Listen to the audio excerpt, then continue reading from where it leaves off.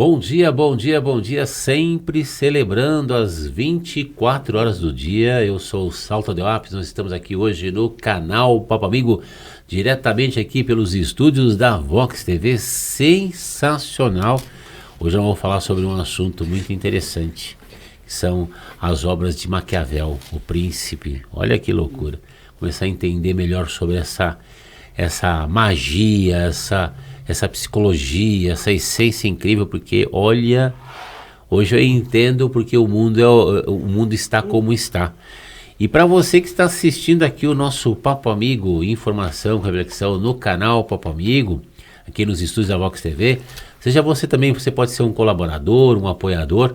Tem o nosso Pix aqui do Papo Amigo, que é programapapoamigo@gmail.com, programapapoamigo@gmail.com. Então, se você quer ser um colaborador, um apoiador, fique à vontade. Isso ajuda e muito a manter o nosso projeto firme e forte e seguindo em frente sempre, tá bom? E vamos que hoje a gente vai fazer uma entrevista sensacional. Bom, nós estamos aqui com o nosso grande amigo e irmão, que é o Fernando dos Reis, falando sobre um assunto que me intriga muito, sobre Maquiavel. Poxa, mas você vai ler sobre Maquiavel? É lógico que eu vou ler, é lógico que eu vou estudar, porque o mundo está estudando. Se você entrar no MMA e não aprender o mínimo de técnicas específicas sobre técnicas no chão, então, meu amigo, você já está entrando em desvantagem. Mesmo que você não use essas técnicas, mas no mínimo você vai se defender de quem utiliza essas técnicas contra você. Basicamente é isso. Tô errado, Fernando? Tá certíssimo, Sal. Boa tarde. Boa tarde, né? Tudo bem, cara? É, porque eu vejo muita gente falar assim, eu não vou ler Maquiavel porque Maquiavel, ele é do mal. Mas e se o seu oponente tá lendo? E essa é uma das primeiras coisas pra gente desmistificar. Quebrar, né, esse paradigma, esse dogma. Maquiavel, na verdade, ele é mal interpretado. Mal interpretado. Né? Porque é comum a gente falar assim, né?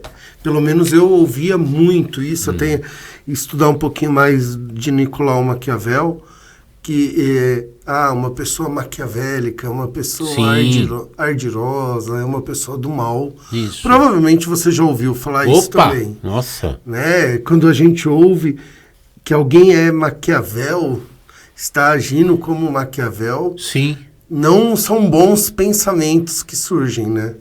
Olha, o pouco que eu li, isso em 1990, tinha 28 anos, o pouco que eu li, eu fiquei assim, fascinado e assustado. Depois eu não li nunca mais sobre Maquiavel. Boa. Mas eu fiquei fascinado e assustado. Falei, caramba, tem gente usando isso contra mim agora que eu me toquei.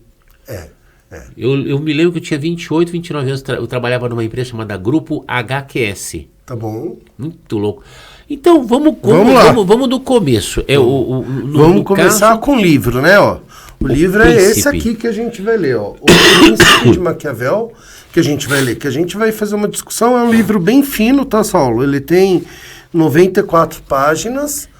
E, sinceramente, daria pra gente fazer uns 10 episódios só desse livro, de tanta coisa interessante que ele traz. Maquiavel, pergunta de leigo, não sei nem se você pode me responder agora, mas ele é de que período da história? Legal. 1600, 1500, mais ou menos. Ele nasce em 1400 e pouquinho e morre, acho que em 1530, tá?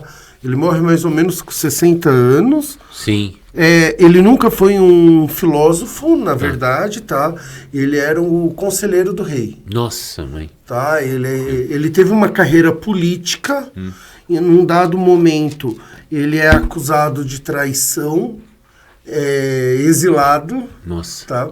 E quando o príncipe novo vai assumir, que era um príncipe bem novo, ele oferece seus conselhos ao príncipe. Isso estando preso. Aí ele já estava solto. Já estava solto. Mas quando ele foi solto, ele foi colocado numa cidadezinha pequena que não tinha influência política nenhuma. Sim. E imagina, uma pessoa que teve a sua carreira profissional inteira no meio político, isso fez muito falta a ele. Nossa, mãe. E aí ele oferece os conselhos ao príncipe acho que aí nisso traz a primeira quebra, sabe, de paradigma, porque o Maquiavel, ele nunca pregou faça o mal. Tá. O que ele prega é o que o governante, tá, o que o líder precisa fazer primeiro para chegar no poder e depois para se manter no poder. A gente precisa entender e contextualizar a época que ele vivia, porque em 1500 os reis, os príncipes caíam com muita frequência por golpes. Olha que loucura. Entendeu? Então é um manual político, mas é um manual político de como o rei, como político, como líder consegue se preservar no trono, no governo, sem sofrer um golpe popular. O Maquiavel tem muitos livros ou são poucos? São poucos. O mais conhecido é o Príncipe, aí depois ele tem um segundo que já chama Mangrácula, Mangrácula, que é uma peça de teatro, tá? E aí tem mais alguns, mas o que ele ficou mais conhecido foi o Príncipe. Você me perdoa a minha total ignorância sobre Maquiavel. Se eu não me engano, foi esse livro que eu li, mas assim, era de um amigo que estava lá na empresa, o Celso é o nome dele. Eu li, eu acho que em uma semana ou 15 dias. Mas sabe quando você lê e fica assim meio com o pé atrás? Porque naquele momento eu fiquei assim, assustado e ao mesmo tempo fascinado. Mas hoje a gente vê a importância do Maquiavel, a importância de Platão. Sim, total. Cênico, né, que semana passada. Cênica, que você semana passada fez uma apresentação sensacional. Todo mundo tá gostando daquela entrevista. Falou, Saulo, tem uma amiga, a Ana Paula, falou, Saulo, eu quero conhecer o Fernando. Vai ser um prazer. Uma advogada, Ana, um beijo no seu coração, quero você aqui no nosso Papo Amigo, ou aqui no nosso canal Papo Amigo, ou então na Rádio ABC. O Papo Amigo é uma família, então vamos pra cima. Ela ficou assim impressionada, falou, Saulo, tô indicando para todo mundo. E é isso mesmo, né? É cultura útil, cultura de alto útil, né, Fernando? E a gente pega uma literatura que foi escrita, no caso de Sêneca, 2000 anos. Sim. No caso de Maquiavel, há 500, quase 600 anos. Sei. E como é atual. Tá.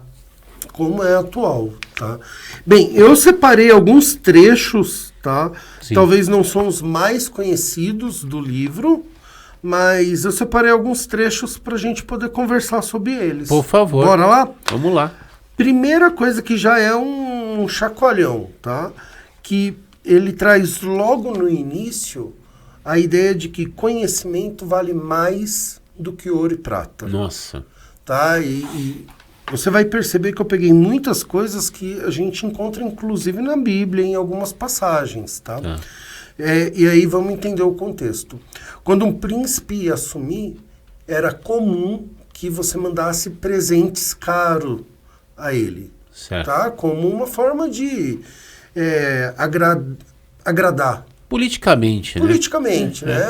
Como se fosse um presente de boas-vindas. Sim. Só que ele não tinha isso. Então ele coloca assim, ó. Desejando eu oferecer a vossa magnicência um testemunho qualquer da minha devoção, não achei entre os meus cabedais coisa que me seja mais cara ou que tanto estime quanto o conhecimento das ações dos grandes homens. Meu Deus do céu. Então, o Maquiavel, eu diria que ele foi um grande historiador para começo de conversa, porque muitas coisas vêm da cabeça dele, mas ele relata os feitos de grandes personagens. Que ele observou, né? Que ele observou e desenvolveu um padrão, né? Eu fico imaginando, naquela época, 1400, 1500, a importância da leitura e da reflexão. O cérebro humano, eu fico imaginando, porque se a gente fazer uma avaliação a grosso modo, parece que no universo do conhecimento humano, se você pegar entre 1400 e 1700, rapaz, até o próprio personagem Musashi, ele viveu entre 1600 e 1650, 1670 no Japão, que é outro também. Então, Newton, acho que foi 1400 e bolinha. Quer dizer, você pegar entre 1400 e 1700, o bicho pegou. Eu acho que até Leonardo da Vinci tá nesse pacote, eu não sei, não me lembro. Então eu fico imaginando a importância da escrita, do ler e escrever nessa época, e a importância da reflexão, os pensamentos, quer dizer, parar e ficar um dia pensando sobre uma ideia e sobre a atitude de uma pessoa, sobre a atitude de um grupo. E aí louco, hein? É louco, e a gente precisa lembrar que da onde vem a frase conhecimento é poder, informação é poder. Sim. Porque a leitura, a escrita, era coisa de poucos. Ah, tá. Não era popular. Bem, até hoje. Sim. Se você for pensar, né, até hoje, no Brasil, a gente passa por uma fase de analfabetismo funcional muito grande. A pessoa sabe ler, me assusta pra caramba, mas não sabe interpretar. Né? E isso é muito ruim. Perigoso. Né? É muito perigoso. Agora, imagina uma sociedade que as pessoas não sabiam ler de forma geral. Quem conhecia, quem conseguia escrever, quem conseguia ler, detinha o poder.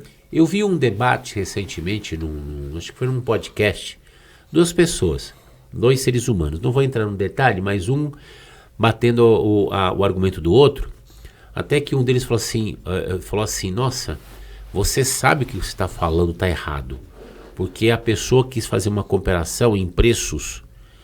Já começa por aí, os preços dos produtos no mundo em dólar. Aí ele falou assim, olha, você sabe que você está errado. Tipo assim, é como se ele dissesse assim, você sabe que você está sendo uma pessoa leviana.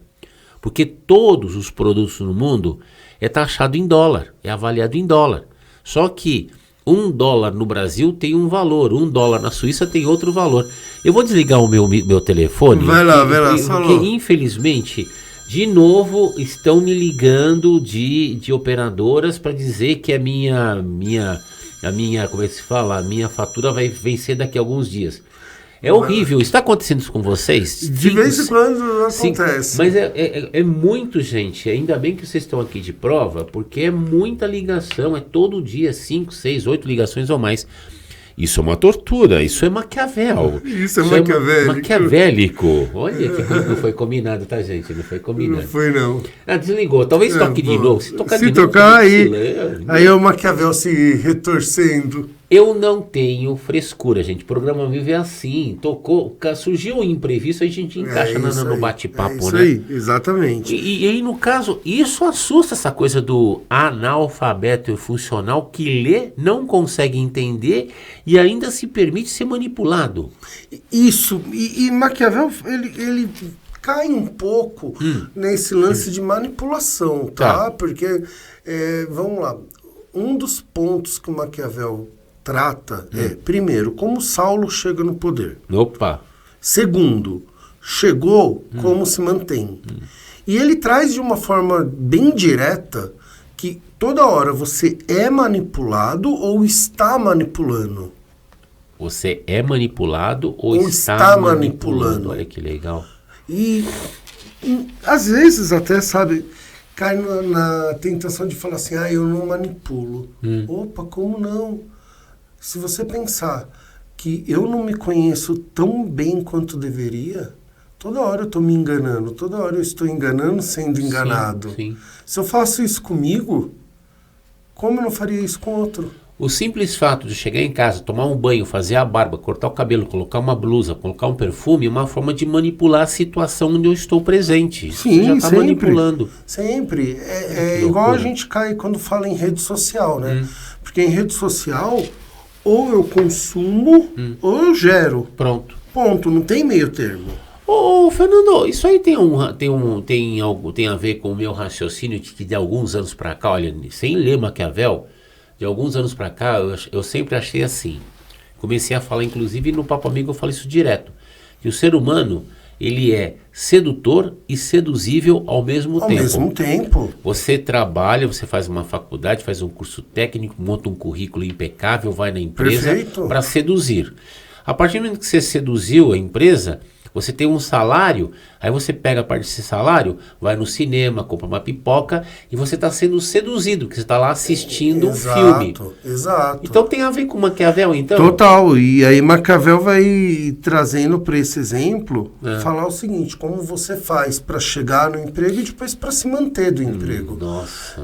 Por aí, quando você olha, qual que era a ideia do Maquiavel com isso, tá, Saulo? Quando ele escreve esse manual, não é para você ter o poder de forma desmedida. Tá. É porque ele acredita que a forma de você ter uma sociedade equilibrada, sem guerras, sem golpes. Lembra que ele vivia numa época de golpes constantes. Tá. Era o quê? Era você ter a manutenção do poder. Então ele entendia que uma sociedade madura, uma sociedade estável, era aquela que não vivia de golpe em golpe.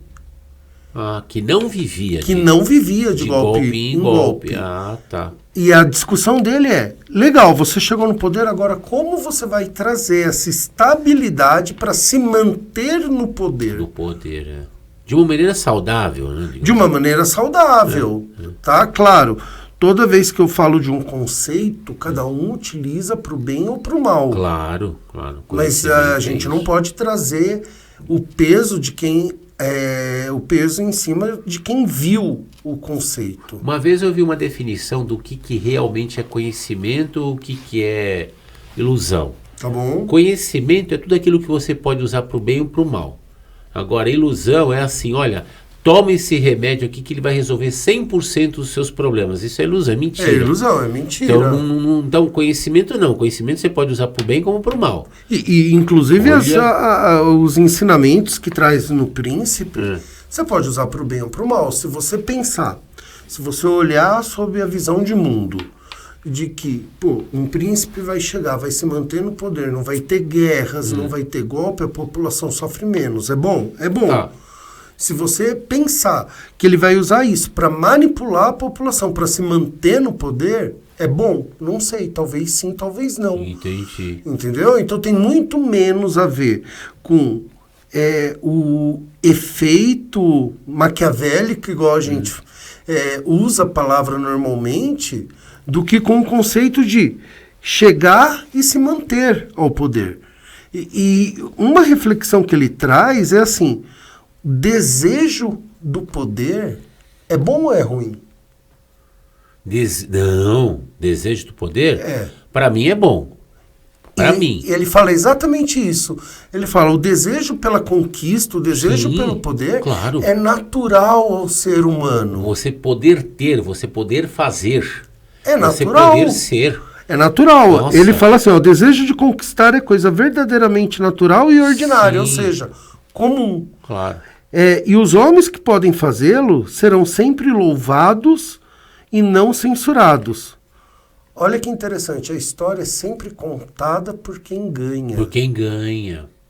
Você sabe que tem 2 filmes, um que eu assisti já tem alguns anos, chama O Atirador, com o ator Mark Albert. Ele é produção norte-americana, e tem uma cena que um dos personagens fala lá para um coronel lá no filme, fala assim, a sua bússola moral deve estar totalmente distorcida, quebrada, descalibrada. E aquela frase, o dublador falou com tanto impacto emocional que aquilo registrou para mim, até hoje eu uso esse termo, bússola moral.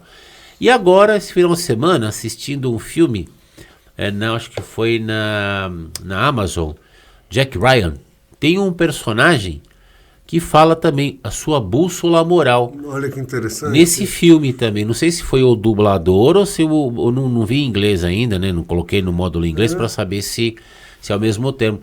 Mas eu vi nesse filme, então é a segunda vez na vida que eu vejo isso num filme. Nem pesquisei na internet para saber se esse exemplo existe, nem pesquisei.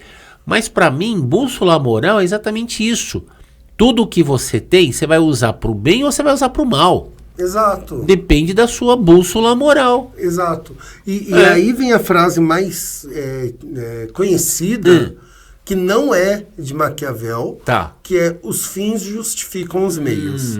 Essa é uma frase que ele não disse Tá. Essa é uma frase que lá na frente um dos historiadores resumiu a obra dele, que faz muito sentido, Sim. mas efetivamente ele não disse. Tá? Ah, tá. E quando você olha, quando você avalia essa frase, os fins justificam os meios, você entende ela como boa ou ruim? Olha, eu vou ser sincero para você. Para mim, com todo respeito, você pode até discordar, mas para mim, os fins justificam os meios. Para mim é assim. Imagina que eu tenho uma meta, tá? Tenho uma meta. Então, imagina eu como um atleta. Sou nadador. Então, estou treinando lá e eu faço 100 metros o nado crawl, eu faço em 1 minuto. Mas para eu ter chance de medalha, eu preciso fazer no mínimo 56 segundos. Então eu vou treinar durante 2 anos, 3 anos, que nem um cavalo, para baixar esses 4 segundos, para no mínimo ter chance de medalha, de competir. Então aí nesse caso, os fins justificam o meio, ou seja, para eu atingir as medalhas que eu quero, a marca que eu quero, eu preciso treinar que nem um cavalo, no bom sentido. Então para mim, eu entendo dessa forma. Agora, o que eu vejo a maioria das pessoas, não sei se é a maioria, mas é o que eu imagino, a maioria deve pensar, os fins justificam o meio, então se eu matar, se eu roubar, se eu aprontar para atingir o poder a qualquer preço, aí eu acho que o pessoal deturpa essa frase, né? Total, porque quando você olha a frase, os fins justificam os meios, significa o fim, ou seja, o resultado. O resultado, Justifica, explica as atividades que você fez. Explica, boa. O resultado explica o empenho, as ações, a sua dedicação. Essa frase em nenhum momento está dizendo fazer a qualquer custo. Então, os fins explicam os meios, é isso? Mas a frase original é os fins justificam os meios. Tá. Mas a forma talvez mais adequada da gente pensar nela é os resultados explicam as ações que você tomou. Quando era criança, tinha uma frase: batatinha quando nasce esparrama pelo chão. Depois, quando fiquei adulto, eu descobri que é batatinha quando nasce espalha a rama pelo chão. Então as frases elas podem ser deturpadas. Total. E aí mal interpretadas. Mal interpretadas. Mas aí a gente tem que voltar e pensar quem foi Nicolau Maquiavel. Porque Maquiavel ele estava estudando e dando conselho a um príncipe para quê? Para se manter no poder. No poder. Então, ele não estava formando um tirano. Quando você lê a obra, ele não estava formando um tirano. O que ele estava dizendo é, o resultado de se manter no poder vai depender das ações que você fizer. Seria o mestre Yoda treinando o Luke Skywalker de Guerra nas Estrelas, vai? Para quem não conhece, né? Tem lá o mestre Yoda que treina o discípulo que é o Luke Skywalker. Para quem não conhece, é uma cultura pop de 50 anos, nem todo mundo tem obrigação de saber, né? Mas quando você fala assim, o resultado se explica pelas ações que você tomou, aí você fala, poxa, faz sentido. Porque a gente precisa lembrar, Maquiavel, ele era um observador. Sim. Ai, boa. Então, ele observou grandes reis, tá? Ler pessoas, vai. Ele leu pessoas e falou, olha, Marco Aurélio se manteve, tal, porque ele fez isso. Logo, os resultados de Marco Aurélio são justificados pelas suas ações. Fernando, tem uma coisa que é assim, intuitivamente, eu nunca fiz curso para isso, mas intuitivamente eu fui aprendendo a ler pessoas. Tá bom. Tá? E hoje eu falo, cara, essa habilidade agora que eu tomei consciência que eu leio pessoas de uns anos para cá, falei, agora eu tô aprimorando isso. E quando te conheci, eu observo que você, quando olha para uma pessoa, logo que você conhece, você faz uma expressão que me lembra o Tom Hanks, aquele ator norte-americano. Tá. Ele, em pelo menos acho que uns 2 ou 3 filmes, independente do personagem que ele interpreta, ele tem uma expressão que é o DNA, que é o DNA do Tom Hanks, sabe? Que é a impressão digital do Tom Hanks. E eu já observei assim, com todo respeito, pelo amor de Deus, que tem assim, em eventos que nós fomos, lugares que a gente foi assim, pessoas que eu te apresentei, que você faz uma expressão muito parecida daquela expressão que quando eu te conheci. Eu falo assim, caramba, o Fernando tá lendo as pessoas, sabe? Mas e é engraçado que quando você bate o olho, o seu rosto muda assim, sabe? E dá para perceber que você já analisou a pessoa em questão de segundos. Pode ser. Por causa do teu trabalho, você trabalha com gestão de pessoas, exato. Né? Gestão de pessoas, você precisa ler o que não está escrito. Isso, o conhecimento que não está nos livros, né? Você trouxe uma frase que é crédito seu, que eu achei sensacional, e eu uso isso, que muitas vezes a vida é um jogo de xadrez. Com regras de pôquer. Não é? É. Como você vai interpretar a próxima jogada se você não souber jogar pôquer? Sim. Mas a regra tá de xadrez, claro. Mas até blefar, né, meu? E olha que tá ali, o jogo tá na tua cara, né? Exato, exatamente. Meu Deus do céu. Eu até anotei aqui eu vou dar uma pesquisada, porque o Tom Hanks eu gosto muito. Porque assim, ele tem uma expressão, por exemplo, aquele filme que ele faz com o Leonardo DiCaprio, quando ele pega o Leonardo DiCaprio, Agarre-me se for capaz, que o Leonardo DiCaprio faz o papel de um vigarista, e quando ele pega o Leonardo DiCaprio leva pro chefe dele no FBI, fala, olha, esse menino pode ser um grande agente nosso para identificar cheques falsos. E o chefe dele, mas como, não sei o quê, daí ele abre, passa, entrega, fala assim, pega o teu cheque, não sei o quê, entrega na mão do Leonardo DiCaprio, ele em questão de segundos avalia o cheque. O chefe do Tom Hanks olha assim, faz uma cara, e o Tom Hanks faz uma cara assim, né? Aí, ele faz uma expressão muito parecida no outro filme, que ele é aviador, que ele é piloto de avião. Nossa, é sensacional esse filme. E ele faz a mesma expressão assim, muito parecida. Eu falei, a expressão do Tom Hanks. Eu me lembro ter visto isso aqui em 2 ou 3 filmes. Depois eu preciso ver se eu vou procurar. Procura, é muito louco, é muito engraçado. Ele faz uma expressão assim como, está vendo como eu estou certo, né? E engraçado porque eu comecei de um tempo pra cá, eu tô meio ficando meio paranoico, que eu falei assim, bom, agora que eu descobri que eu sei ler pessoas, eu tô revendo tudo, cara, pegando lá meu livro lá, O Corpo Fala e tudo mais. Muito bom esse livro. E é bem isso mesmo, quer dizer, isso então seria a essência de Maquiavel. Sim. Ler pessoas, interpretar pessoas. Tô falando no caso, o Maquiavel, ele lia e interpretava situações. Ai, que loucura. Né? Então ele pegava os grandes, né, como Platão, Cícero, e o cara fez isso e deu isso de resultado. O cara fez isso e deu isso. Os conselhos que ele passa é sempre trazendo alguma coisa de outros líderes. Tá? Que loucura, e uma vez que o príncipe ele está no poder, ele começa a contar para o príncipe como que você se mantém no poder. Você acha que o Maquiavel ele chegou a esse requinte de detalhes porque deve ter sofrido pra caramba, principalmente no tempo que ele ficou preso ou não? Com certeza. Na verdade, assim, né? Maquiavel, ele já era chanceler, ele já era um alto cargo político, é acusado de traição, é preso. Nossa. E eu acho que tem um pouco aí de...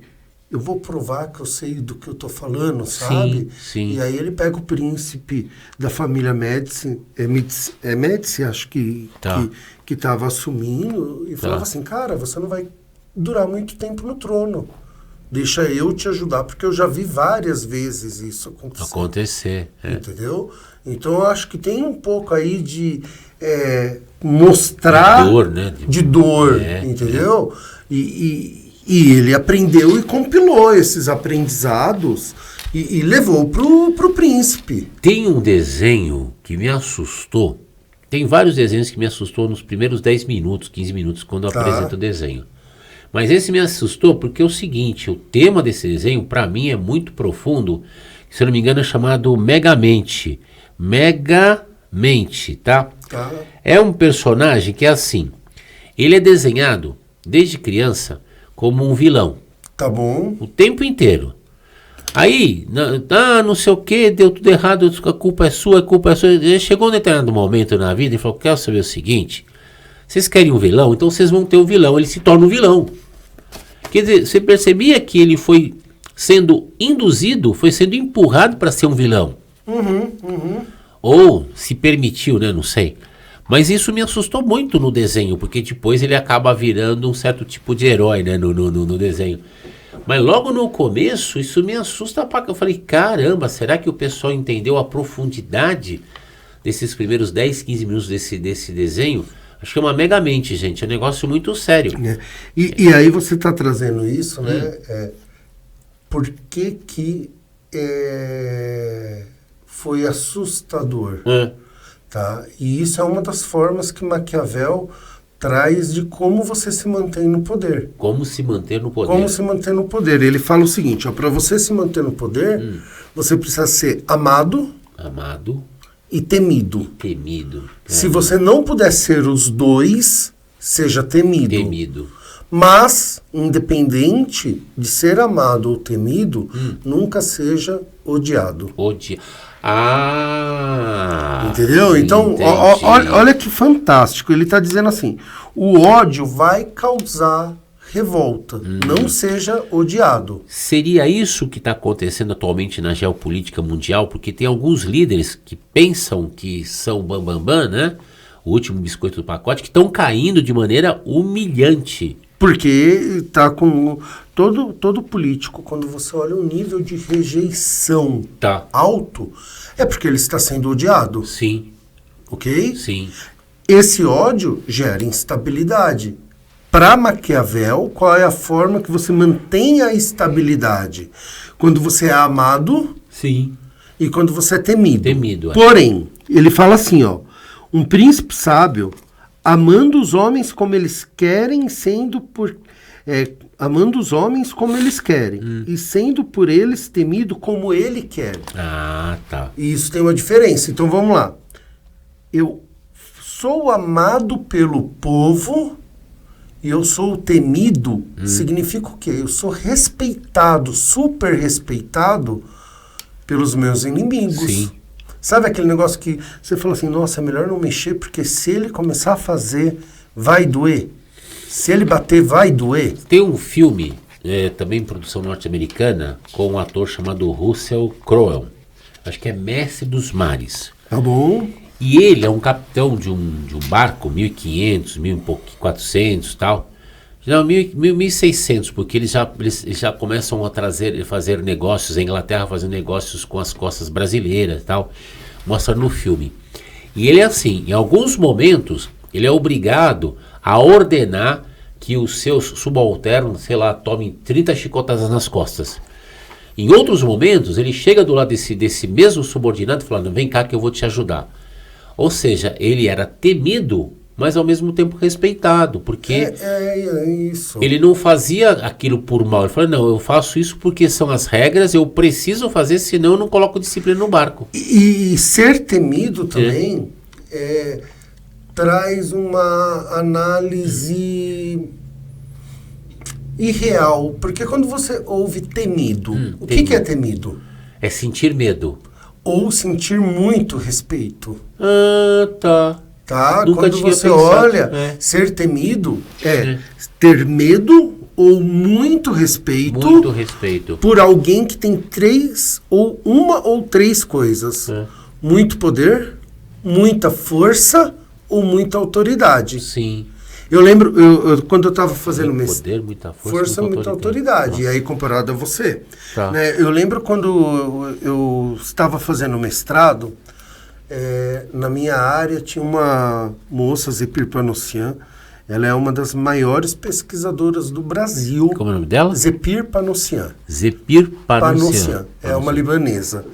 E ela é considerada a papisa da área que eu estava estudando. E teve um dia lá que eu tinha feito um trabalho junto com ela, estava escrevendo um artigo, e ela falou assim, Fernando, você tem certeza do que você escreveu? Eu congelei na hora. Tá. Ela não foi agressiva, ela não pôs medo, ela só me questionou.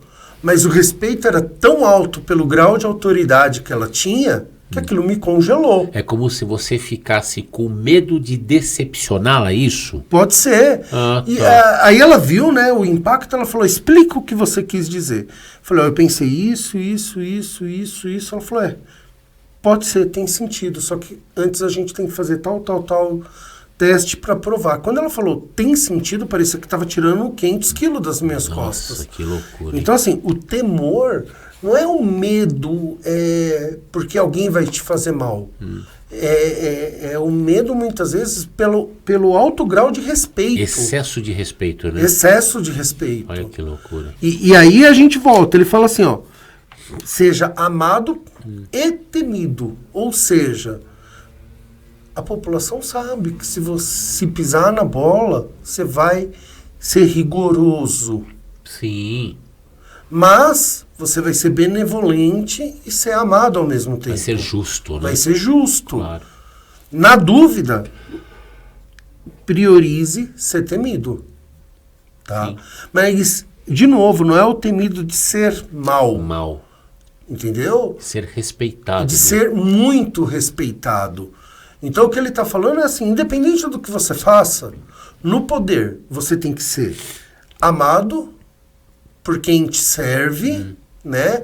No caso de liderança, tem que ser amado por quem é liderado por você, mas tem que ser muito respeitado. E a gente sabe que um líder que perde o respeito... Um abraço. Um abraço. Acabou. Perdeu o respeito. Acabou o abraço. Perde o controle da gestão, entendeu? Tanto que ele tem até uma frase que ele fala assim, se você tiver que fazer uma ação que é impopular, Tá. faça de uma vez, porque o mal tem que ser único. Se você for fazer algo bom, faça aos poucos. Por quê? Quando você faz algo que é impopular, de uma vez, você mostra força e autoridade. Estou fazendo o que precisa. Pum. Acabou. O amor, quando você dá um pouquinho por dia, você mantém a pessoa feliz de estar recebendo. Nossa, que maravilha, hein? Então, no final do dia, o que o Maquiavel está querendo é, o príncipe, para de ser tonto e foca em que você tem uma população feliz, porém controlada sob você, para que ela não se revolte. Claro, claro. Agora, se a gente olha no dia de hoje, seria muito bom ter governantes que olhassem para ter o controle e fazer a população ser feliz. Você sabe que esse poder de pensamento que esses grandes mestres têm e viveram há 100, 200, 500, 1000 anos, 5.000 anos ou mais, para mim, eu estou te falando do ponto de vista filosófico, espiritual, que nem você falou nessa aula, você falou assim, eu não falo de religião, não falo de religiosidade, você fala de espiritualidade, Saulo. Então, aprendi isso com o Fernando, né? Então eu estou falando do ponto de vista de espiritualidade, é o seguinte, para mim, esse tipo de conexão com essa essência da vida, para mim isso é Deus. Porque imagina um cara, um ser humano, há 1000, 2000, 3000 anos, parando para pensar sobre problemas que até hoje afetam a nossa sociedade. Total. Você falou do pessoal de Roma na entrevista recente, que na Roma antiga, 1000, 2000, 3000 anos, o pessoal também ficava, eu não tenho tempo. Eu também não tenho tempo, até hoje. E até hoje.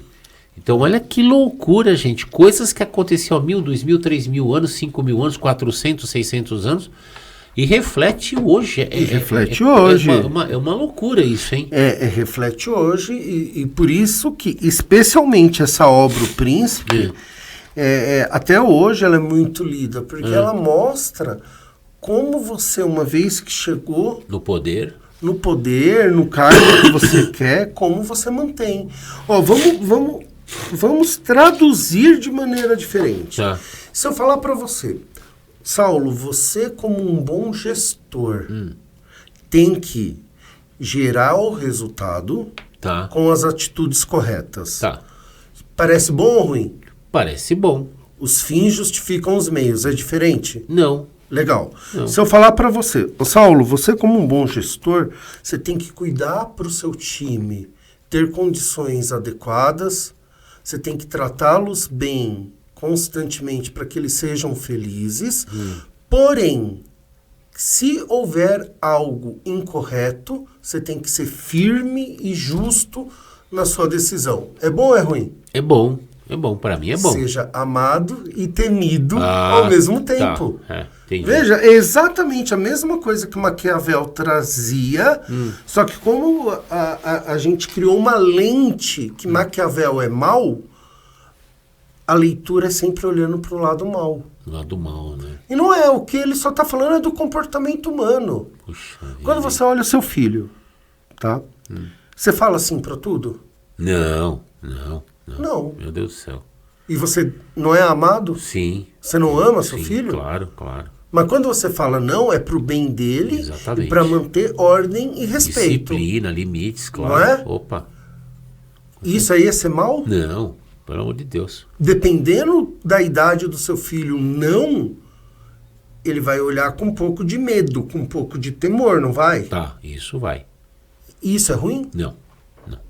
Tem certas coisas que precisa botar. Quando o pai perde o respeito do filho pelo pai. Um abraço. Acabou. Vê que o que ele está falando é para sua vida pessoal, Sim. inclusive. Nossa, impressionante, hein? Entendeu? Seja amado pelo seu filho, porém respeitado pelo seu filho. Eu vou ser bem sincero para você. Essa reflexão que a gente está fazendo hoje, porque nós estamos no quadro Reflexões dentro do programa Papo Amigo. Hoje é o quadro Reflexões falando sobre Maquiavel. Me faz pensar assim, meu Deus do céu. Eu passei, vamos falar, dos meus 20 anos para cá, vai. Vamos falar dos 21 anos para cá. Eu passei mais de 40 anos que eu poderia ter lido sobre Maquiavel, lido e aprendido e colocado como segunda natureza no meu dia a dia, e não utilizei. Eu perdi mais de 40 anos. Então você que está assistindo a entrevista de hoje, por favor, aprenda com os meus erros. Tá? Leia Maquiavel, entenda Maquiavel, estude Maquiavel e acompanhe o trabalho do Fernando dos Reis. Fernando, você tem Instagram, você tem Facebook, você tem canal no YouTube, como é que é? Vamos lá, ó. Pra quem quiser, tá? No Instagram é só me seguir, Miosotis Hub. Miosotis Hub. Miosotis é como se escreve, Miosotis Hub. Hub é com H, tá? Todo dia lá tem conteúdo de gestão e liderança. Tem os cortes das nossas discussões dos clássicos. Eu acredito muito, sabe, que os clássicos são uma grande fonte de aprendizado para os momentos atuais. Sim. Né? Por isso que Sêneca, Maquiavel, eu vou propor no próximo a gente falar do mito da caverna de Platão, nossa, que é sensacional. Mãe. Já assisti alguns vídeos sobre esse assunto. É um dos livros que está na minha lista de espera. Boa, então na próxima a gente vai discutir ele. E você colocar isso no seu dia, cara, você começa a olhar e agir de forma diferente. Eu venho sentindo assim, que quanto mais eu estou buscando conhecimento útil, tá bom, mesmo sendo nos vídeos na internet, e olha, Deus abençoe o YouTube, porque é sensacional. Sempre falo isso, tá? E sempre vou falar. Eu tenho alguns vídeos que eu pego e fico assistindo às vezes 2, 3, 4 vezes. Aí eu pego e vou anotando no papel lápis caneta, diário de bordo, data estelar, e vou anotando. Então eu estou criando os meus cadernos inteligentes. Então chego em casa, tenho vários cadernos com um conhecimento tácito dali de vídeos que eu vou assistindo. E detalhe, às vezes eu assisto, não é só um vídeo sobre aquele assunto, eu assisto mais de um vídeo sobre aquele mesmo assunto, para criar reflexões, para criar uma contradição. Tem gente que fala bem, tem gente que fala mal daquele assunto, então isso está me ajudando pra caramba. E uma coisa, Fernando, que eu tenho percebido, que o meu cérebro, é uma sensação física, gente, é impressionante, tá mudando.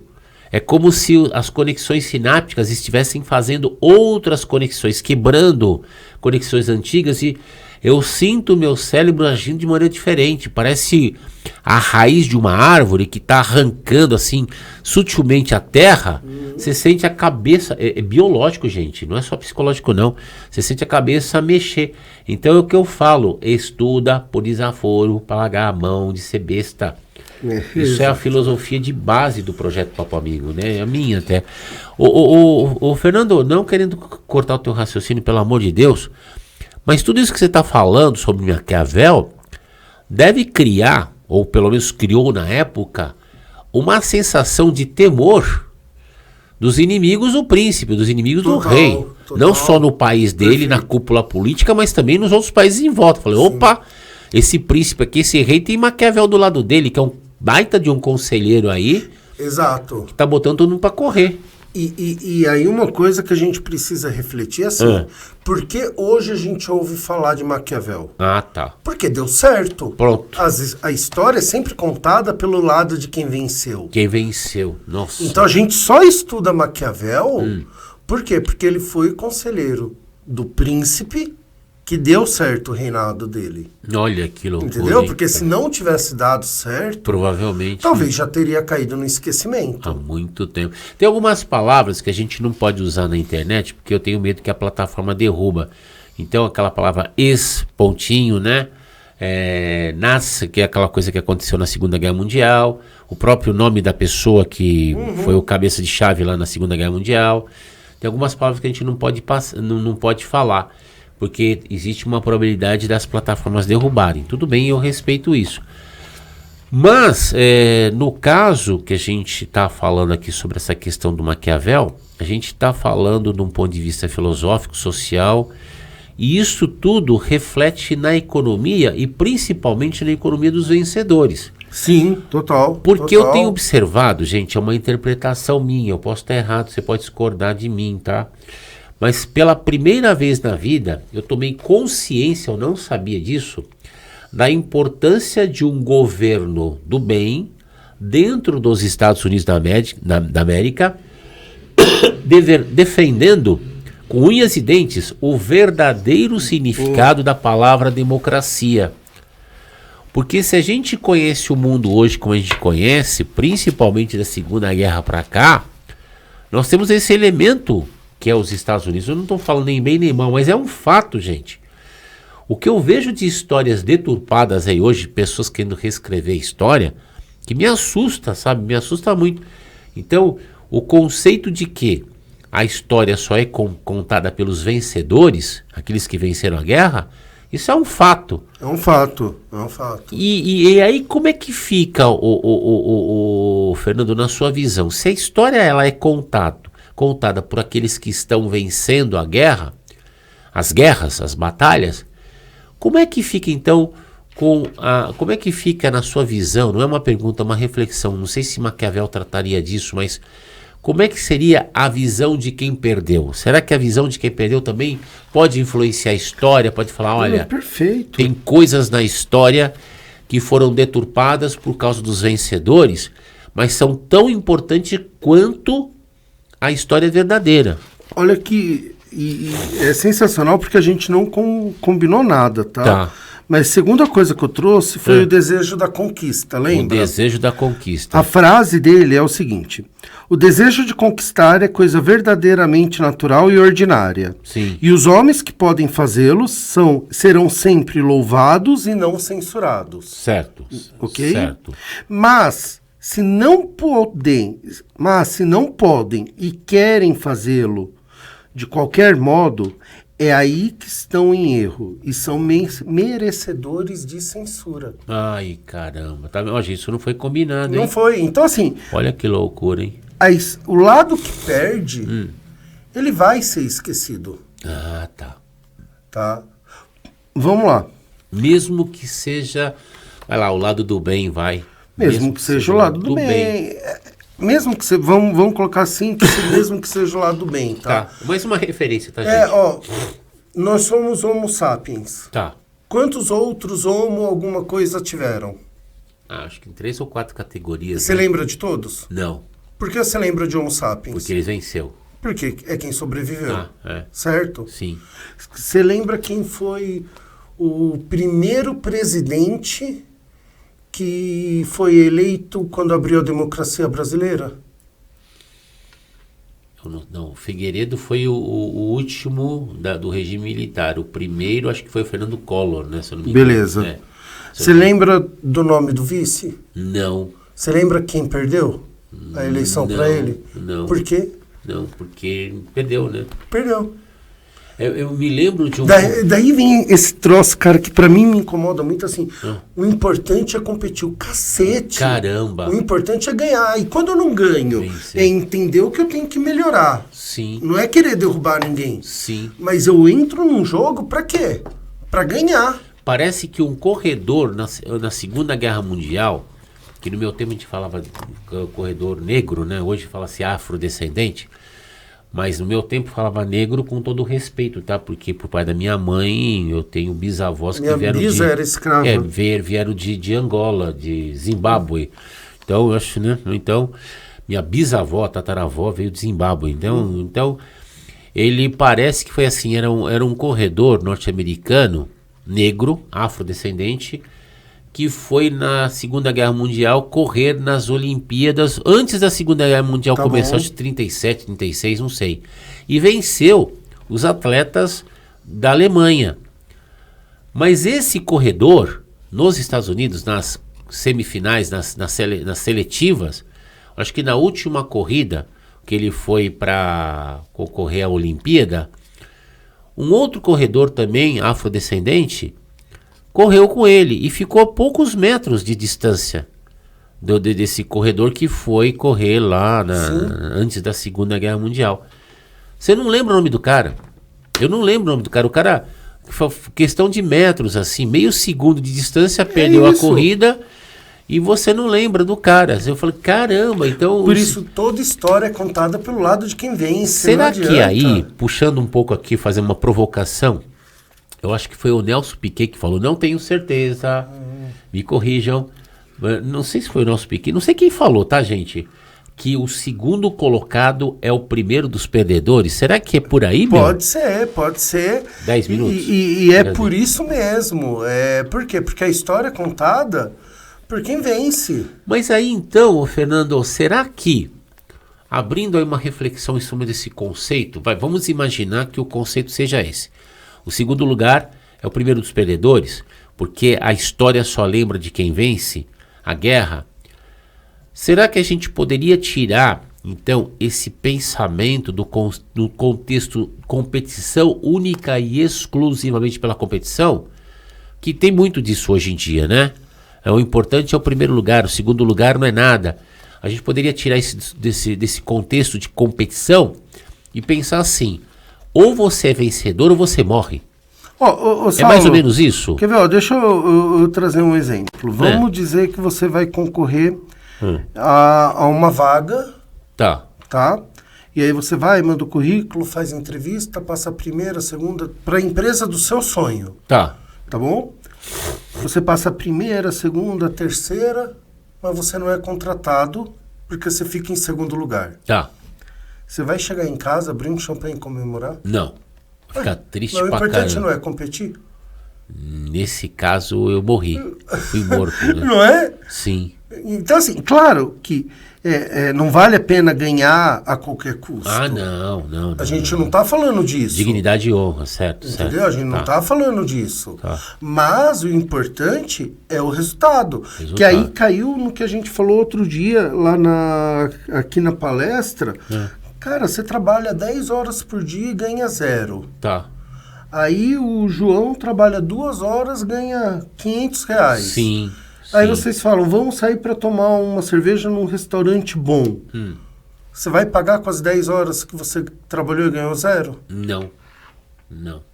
Entendi. Então, é importante o resultado. Com certeza, gente. É importante. E no caso da competição, o resultado é o quê? É a vitória. É a vitória. Claro que quando você pega um atleta de alto nível igual o Piquet, realmente, segundo lugar é o primeiro dos últimos. Aí você pega o cara que veio lá do Zimbábue, que, não tem estrutura nenhuma. O terceiro lugar para ele é uma baita vitória. É o último lugar de uma Olimpíada, vai. Só de ele estar lá já é uma vitória. Né?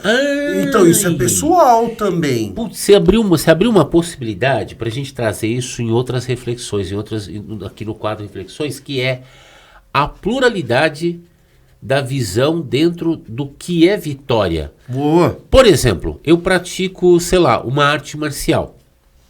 Tenho osteoporose. E o ato de praticar uma arte marcial durante 20, 30, 40 anos, fortaleceu meus ossos. Mesmo que eu não cheguei numa Olimpíada, eu tô com os meus ossos curados. Então, meus ossos foram curados por causa da prática de uma arte marcial, para prática de um esporte. Mas então, a sua busca não era medalha, era saúde. Era saúde. Então você foi vitorioso. Um vitorioso, Entendeu? Então, e aí tá muito dentro de Maquiavel, porque o Maquiavel vai falar assim, O que você deseja? É isso? Então, para alcançar isso, Sim. essas ações vão justificar. Sim. Entendeu? Porque você ter aquilo que não desejou também não é bom. Eu vou ser sincero para você, eu sei que o mundo dos esportes, todos, sem exceção, eles são extremamente competitivos, mas eu nunca gostei do conceito de competição nos esportes única e exclusivamente pela competição. E a sensação que eu tenho que no mundo dos esportes profissionais, no mundo inteiro, não é só no Brasil, a competição é a essência da prática esportiva. Na minha opinião, isso está errado. Se o esporte fosse divulgado como até competição, a qualidade de vida da grande maioria esmagadora das pessoas seria melhor. Mas aí a gente está misturando. Ah, tá. Esporte de alto desempenho. Tá.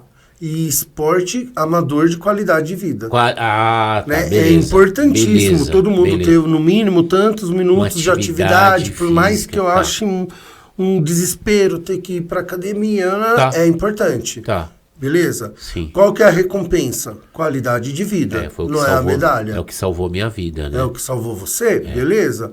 Agora, o cara que faz isso profissionalmente, com alto desempenho... Um abraço. Alta performance, o objetivo dele é o quê? É a medalha. Tanto que você pode pegar muitos atletas profissionais, quanto que eles sofrem por lesão. Nossa. Então não é qualidade de vida.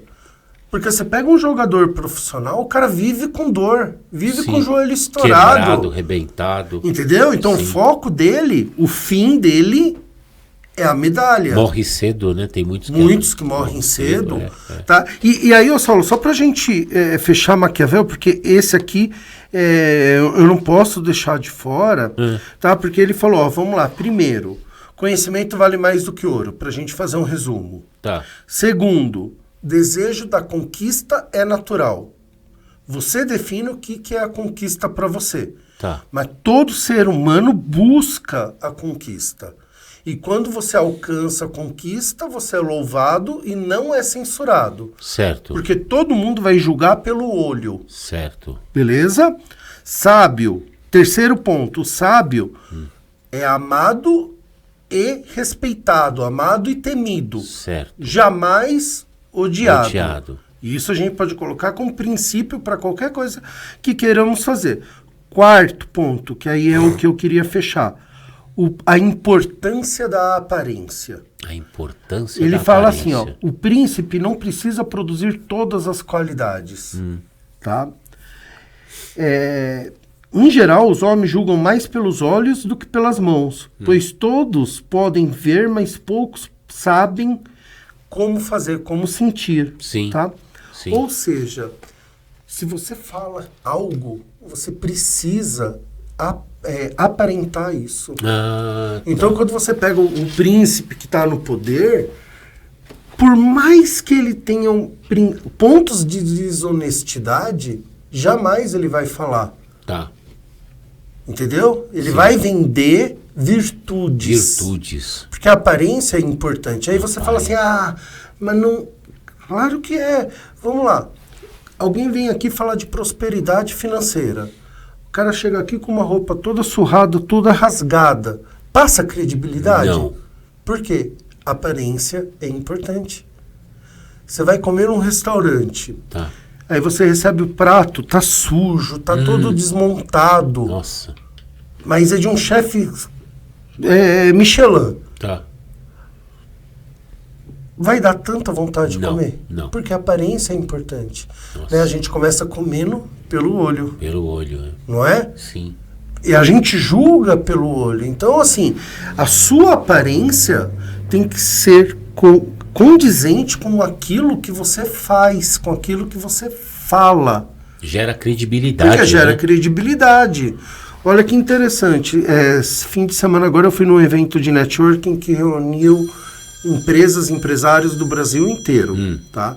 E tinha um rapaz lá que ele era de farmácia. Sim. Ele tinha uma farmácia de manipulação.